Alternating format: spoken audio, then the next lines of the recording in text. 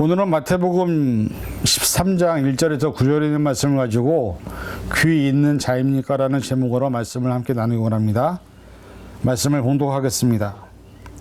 그날에 예수께서 집에서 나가사 바닷가에 앉으심에 큰 무리가 그에게 모여 들거늘 예수께서 배에 올라가 앉으시고 온 무리는 해변에 서 있더니 예수께서 비유로 여러 가지를 그들에게 말씀하여 이르시되 씨 뿌리는 자가 뿌리러 나가서 뿌릴새 더러는 길가에 떨어짐에 새들이 와서 먹어버렸고 더러는 흙이 얇은 돌밭에 떨어짐에 흙이 깊지 아니하므로 곧 싹이 나오나 해가 돋은 후에 타서 뿌리가 없으므로 말랐고 더러는 가시떨기 위에 떨어짐에 가시가 자라서 기운을 막았고 더러는 좋은 땅에 떨어짐에 어떤 것은 100배 어떤 것은 60배 어떤 것은 30배의 결실을 하였느니라. 귀 있는 자는 들으라 하시니라. 아멘. 기도하겠습니다. 하나님, 사순절 두 번째 주일을 맞이하면서 우리가 이 시간 영적인 귀가 열려 있는지 하나님 말씀에 집중하고 있는지 우리 자신들을 돌아보기 원합니다. 예수님은 말씀하십니다. 귀 있는 자는 들을지어다.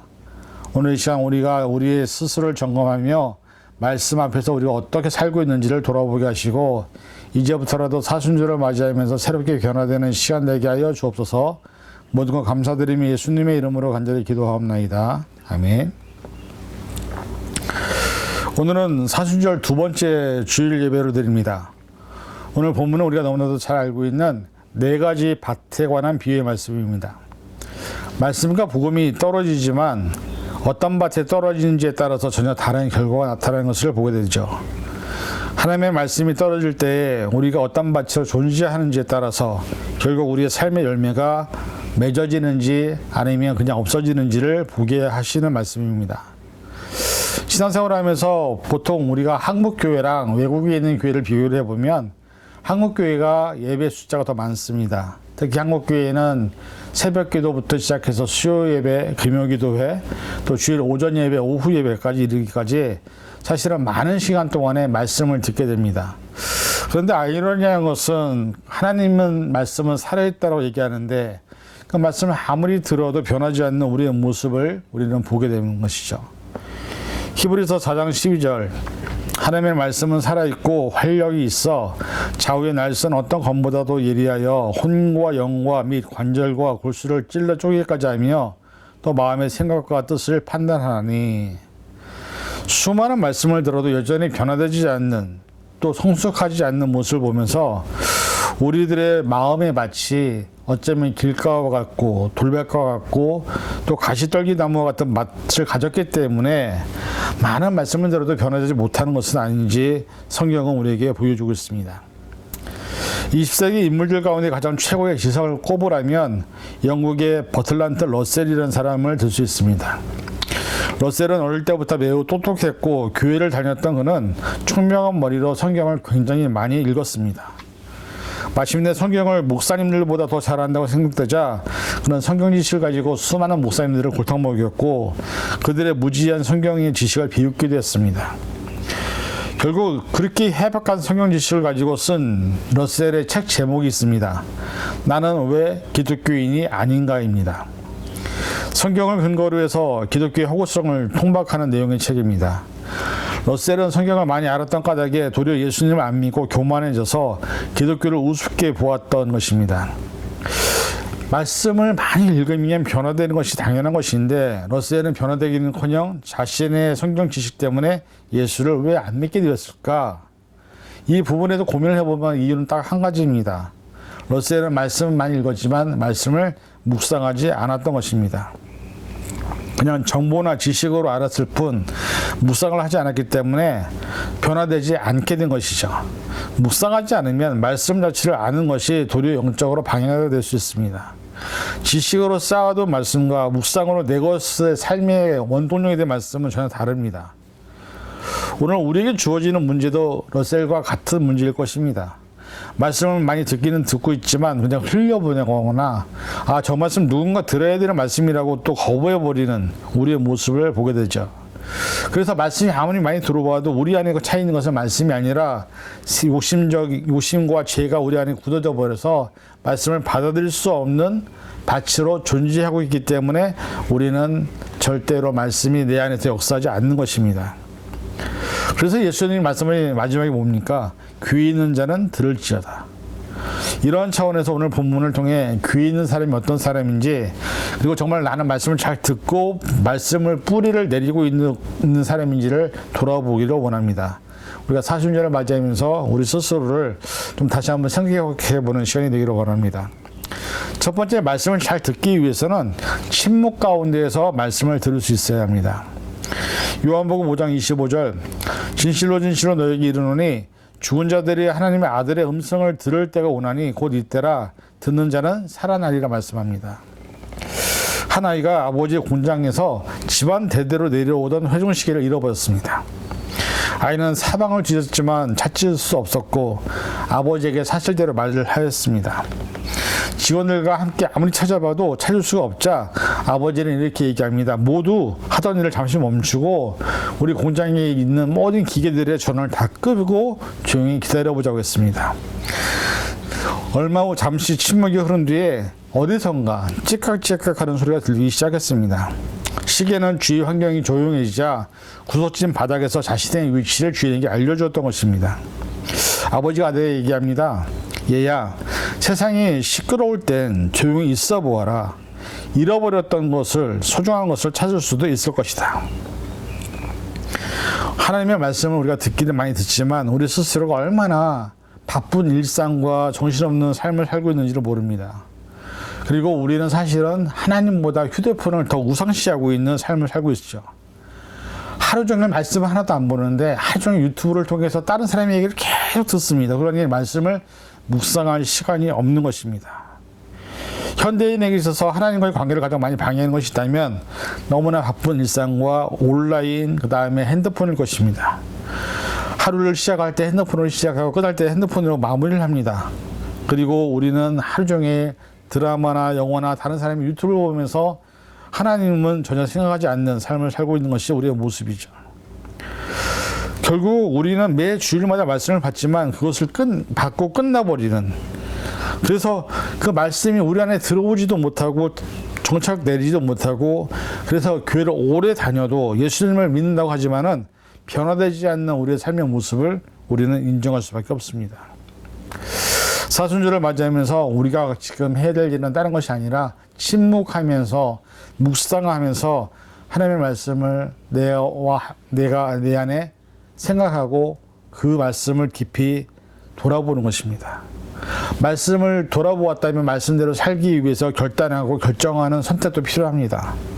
그렇게 할 때 우리의 삶이 조금이라도 바뀌고 우리의 삶이 조금이라도 성숙해지는 것이지, 언제나 우리의 삶의 핸드폰을 놓지 않고 온라인에서 벗어나지 않으면, 그리고 말씀으로 돌아가지 않으면 우리는 절대로 하나님과 가까워질 수 없다는 사실을 기억하시고, 우리가 사순절만이라도, 그리고 아니면 지금부터라도 하나님의 말씀을 조금이라도 묵상하고 깊이 침묵하며 말씀을 우리 안에서 받아들이는 연습을 할 수 있는 그런 저와 여러분이 될 수 있기를 간절히 축원을 드립니다. 두 번째는 들으려고 노력해야 합니다. 로마서 10장 17절, 그러므로 믿음은 들음에서 나며 들음은 그리스도의 말씀으로 말미암으리라.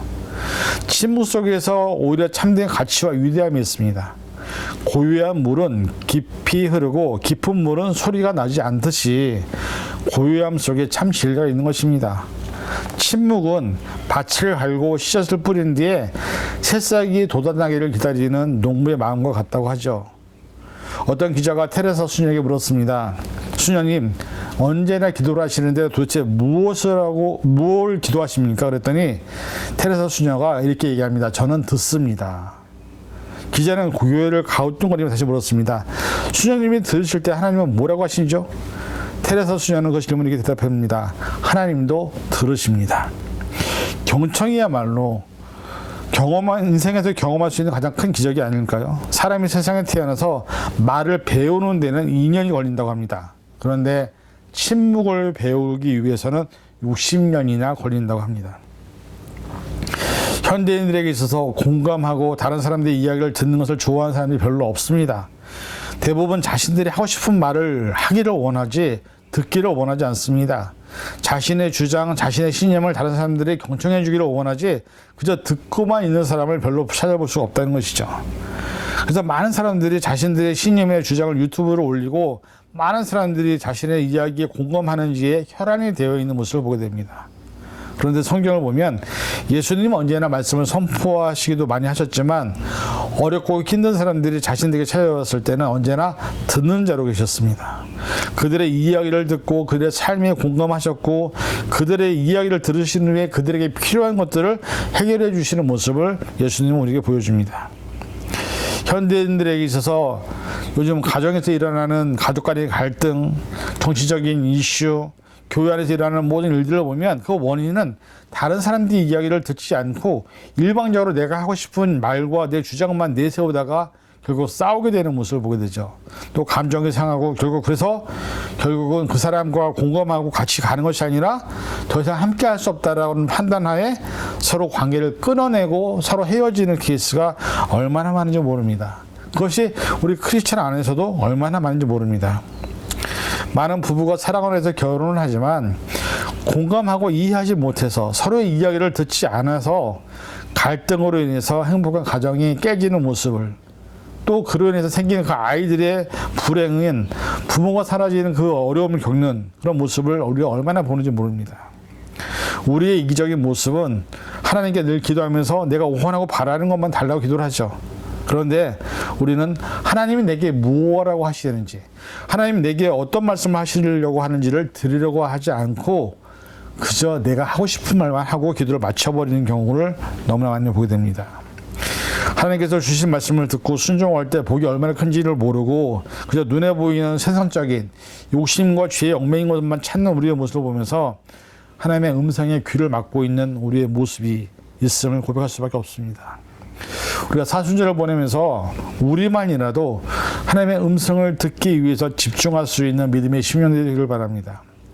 나와 함께 세상을 살아가는 나의 가족들, 나의 친구들, 교회 공동체, 여러 가지 다양한 관계 안에서 만나는 수많은 사람들의 이야기를 들어주고 공감해 준다면 우리 안에 서로에 대한 믿음과 신뢰가 형성이 되고 결국 하나님이 주시는 평화와 은혜도 우리 삶에 넘치게 될 줄을 믿으시고 우리가 이제는 공감하고 듣기 위한 훈련을 하고 그렇게 노력하는 모습이 될 수 있기를 간절히 축원을 드립니다. 세 번째는 진리를 듣고 그 말씀에 순종해야 합니다. 디모데후서 4장 3절에서 4절 때가 이르리니 사람이 바른 교훈을 받지 아니하며 귀가 가려워서 자기의 사욕을 따를 스승을 많이 두고 또 그 귀를 진리에서 돌이켜 허탄한 이야기를 따르리라 말씀합니다. 이 말씀은 사람들이 참된 진리를 들으려고 하지 않고 자기들을 즐겁게 해주는 마음에 드는 말만 자꾸 들으려고 노력한다는 것입니다. 진리의 귀를 기울이기보다 거짓된 이야기와 가르침을 따를 것을 사람들은 추구하고 있음을 말씀하고 있습니다. 우리는 목자의 소리, 진리의 소리를 듣고 싶지 아니합니다. 헛된 이야기나 세상 소리나 사탄의 소리나 거짓 선지자, 이단, 인터넷에서 떠도는 수없이 허탄한 이야기에 귀를 기울이고 있습니다. 이간질과 속임수로 지어낸 이야기, 다른 사람의 신상을 터는 이야기, 인격 모독과 과시하거나 허물, 남 얘기하는 것들에 대해서 그걸 듣기를 좋아합니다. 그리고 그것을 우리가 선택하고 성청취를 합니다. 똑같이 들어도 나중에 보면 이해한 것이 다를 때가 많습니다. 듣는다고 다 듣는 것이 아니라 들려진다고 다 깨닫는 것이 아닌 것입니다. 많은 소리 중에서 내가 듣고 싶어하는, 내가 좋아하는 이야기, 눈앞에서 필요한 이야기, 나에게 당장 유익을 주는 이야기만 선택적으로 듣는 것이 우리의 모습이죠. 신앙의 어린아이로 내 입맛에 달고 맛있는 것만 먹고 쓰거나 건강에 안 좋은 것은 거부해버리는, 그래서 많은 사람들이 예수님이 하신 말씀을 들어도 거기서 은혜를 받는 사람이 있는가 하면 거기서 시험을 듣는 사람이 있습니다. 깨닫는 사람이 있는가 하면 깨닫지 못하는 사람이 있습니다. 왜냐하면 진리의 말씀은 나를 찌르고 내 죄를 깨닫게 하는데 그게 싫어서 거부하는 경우가 더 많다는 것이죠. 그저 듣고 싶은 이야기를 들려고 하는 모습이 어린아이의 신앙의 모습인 것입니다.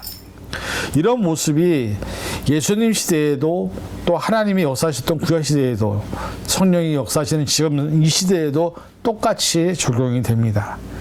누군가가 내 의견이나 내 신념에 공감하지 않거나 혹은 따르지 않으면 무조건 비판하고 욕하고 판단하고 정지하는 모습이 우리에게 얼마나 많은지 모릅니다. 오늘 우리는 어떻습니까? 정말 말씀 안에서 말씀대로 살아가고 있습니까? 하나님의 음성을 듣고 그 말씀 안에서 내가 죄인임을 고백하고 있습니까?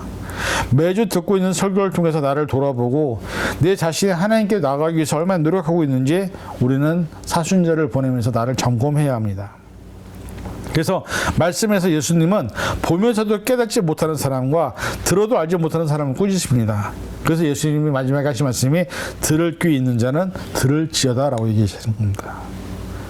결론입니다. 우리는 2023년도 사순절을 보내고 있습니다.